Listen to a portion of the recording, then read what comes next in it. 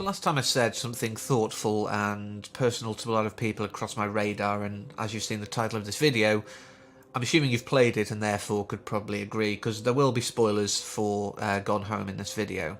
There's no way to talk about it without really delving into the plot. There's plenty of AAA titles that I've played that I've enjoyed, but haven't had the same emotional resonance. I mean, I found the intro, at least, the start of Shadow of Mordor, beautiful. The whole story with his family, it was beautiful, but the rest of the game was typical fare, really, for these open worlds, you know, sort of unlock area type games. It didn't connect on such a deep level throughout the whole play. But Gone Home, kind of like Doki Doki Literature Club before it, was one that I just sat down and actually in one session, unlike DDLC. DDLC was 2 sessions in the end, but this was just one. I sat down at about 9:30, and sort of 11:30 to midnight, I was crying and having to really sit down and order my thoughts, and said that I really want to cover this. I want to talk about this because it's such a beautiful game, and it's a shame that it took me so long to play it, but I will get into why I finally got around to it at the end. But from the start, you know, we're with Katie, but we start to learn that it's not her story at all. We're walking in and it feels like a rapture has happened. You know, there's no one in the house yet, everything's on. We're hearing a flood warning on the telly. And, you know, the dread is starting to creep in. There's curiosity and fear, you know, of what's gone on. Where is this family?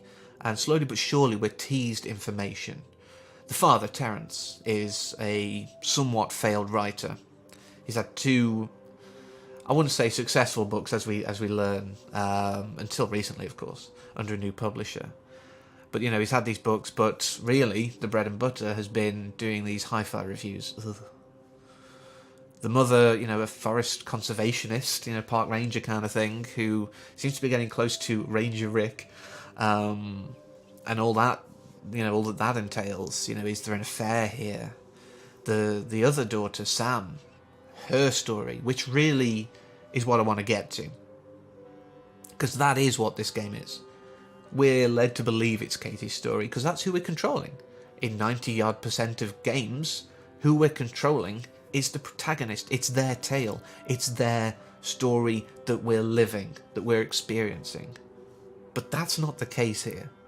Katie is merely our tool to access Sam's story.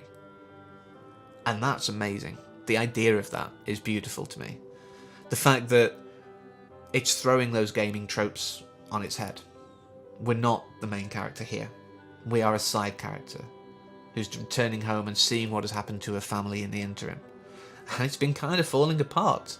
But as we venture through the house, the feelings swell, and they change and evolve. We learn of Oscar, who gifted this house to Terence and his family upon his passing. What happened to him? You know, the fact that he sold his pharmacy, the psycho house, you know, that he lives in, has got this negative reputation that even affects Sam and probably Katie as well in the local area. This attachment that people have, and it's something we see a lot, you know, people have a rumour about a building or an apartment or something, and it pervades for years, decades, centuries sometimes. But that's not really the core of this story. This is a very personal human tale. We're led on some very weird little red herring moments, you know, with all these secret passageways and the little seance area. I did think, is it going to suddenly turn into a horror game at the end with the pentagram and, you know, all that kind of area laid out? But no, of course it doesn't. Although the photo of Oscar was very creepy, you know, you pick it up like, ugh, right in your face. But the tale here was one of blooming love. That's it. A girl first awakening to her sexuality, to who she really is, and realising that, you know, Daniel, this boy that she'd known since childhood, wasn't her future husband. It's not even the right gender for her.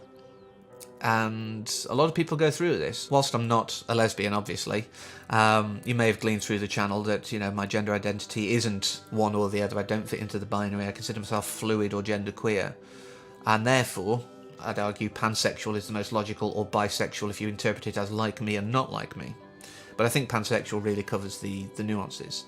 And I'm not sort of calling anyone out here. I don't want people to hunt them down and say anything nasty, because I know that it's just the way they interpret data. But my family has a tough time with this. They don't persecute me for it. I'm still their child, and they love and respect me in the ways that they should.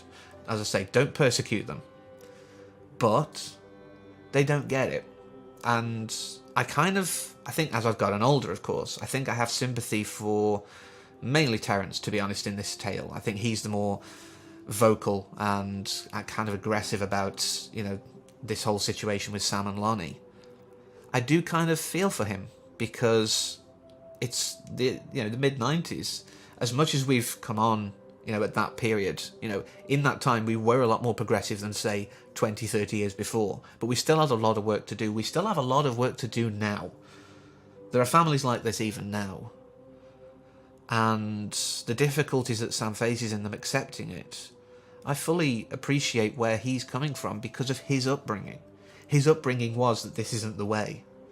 And until someone shines the light in that dark corner, if you will, for him, he hasn't had to confront it. So this is more just fear of the unknown. And I think this is a pervasive theme as well in this game, in this experience. I don't want to call it a game. It's not gamey by any means.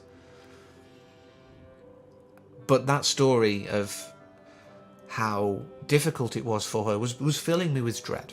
I was going through this house after that, after all these revelations, and it is paced beautifully. It guides you around the house to the memories that you need to really experience in order. Very cleverly done. I haven't really talked about the technical aspects because the story just trumps it all. It's beautiful. It's well paced. That's all we need to say about the mechanics and the visuals, and the audio is great with the cassettes, etc. But really, going back to Sam's story, so we're at this point where her family's kind of disowning her. She's ready to run away, or it sounds almost like she's, perhaps in the suicidal area for a minute, but I was getting this fear. I thought we'd go up to the attic, at the end and have a horrible revelation. But then tears were streaming down my face from both the sadness inherent in the situation, but also relief and joy that Lonnie has chosen not to ship out. She didn't deploy, but she got off the bus and just wanted Sam. A weight had lifted. That's the best way to put it. This fear and dread, this concern for Sam's well-being was alleviated. I was overjoyed that she was fine, and that this love of her life, as far as she's aware at this stage, I know she's still young, but had done something so massive for her, changed their entire life plans just for her. That's beautiful. It is, obviously saccharine kind of Hollywood love story-esque in some ways, but we do hear of it. People elope, people change their entire life plans for someone, and sometimes that works out. And even though, as far as I'm aware, this is an entirely fictional tale, I really want Sam and Lonnie, or at least a real-world equivalent to them, to be out there somewhere, living together, even 20-some years after. I want that. I want that life for them. And for any of us who've, struggled with gender identities, sexualities, just the pain of growing up, I think this is a worthwhile experience. I think if you can spend a couple of hours, and I would say do it in one sitting if you can, because you don't have time to think then between. You're experiencing it. Katie didn't sit down for a couple of days and then go, I'll still look around the house. She carried on. That's the way I play it.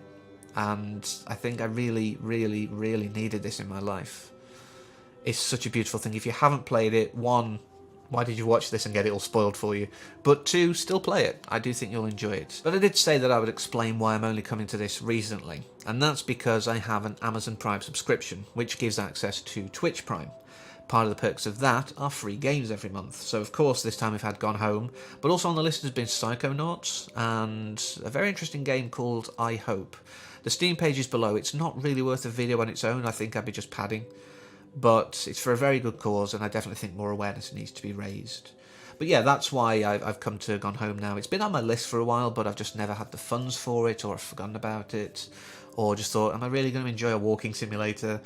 But I do think it's been worthwhile, and whilst I'm not being paid at all for this, if you do want a Prime, or I think Prime Video also gives you it, so Amazon Prime or Prime Video or a Twitch Prime account, but you've been on the fence, that might be enough to convince you. I've put the links down below. Like I say, they're not going to pay me for it, but I think it's good, and if it increases your games library, why not?